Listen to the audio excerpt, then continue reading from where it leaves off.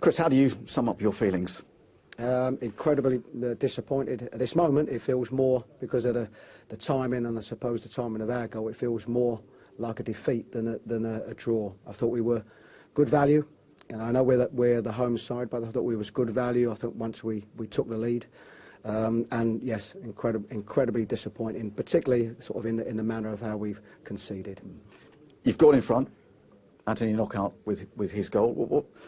At that point, did you pretty much think you were going to go on and win the game? Well, we're up against a very good Everton side. They can make changes. They've got real good quality, but at that stage, I still couldn't see them scoring. And I know with the changes that they've got, a lot of good play. We had to defend well through good periods in both halves, but particularly in the second half. But as the game opened up, I generally felt that we were the side that might capitalise on it, and we did.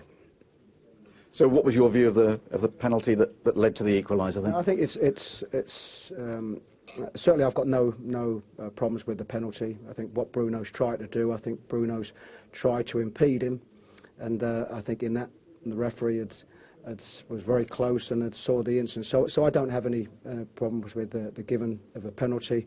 All I do hope is that when it's on the other side, and we've had a few penalty claims in these games, that it evens itself out a little bit. But I don't have any problems with the penalty. 8 matches in, you have 8 points. How do you reflect on that?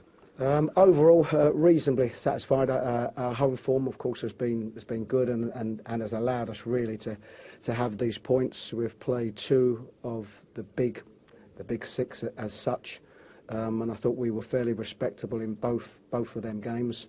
But these wins are very valuable, and we know that every game's a tough game, particularly the away games. We've got a very tough away game at West Ham on Friday, so we have less recovery time going into that game.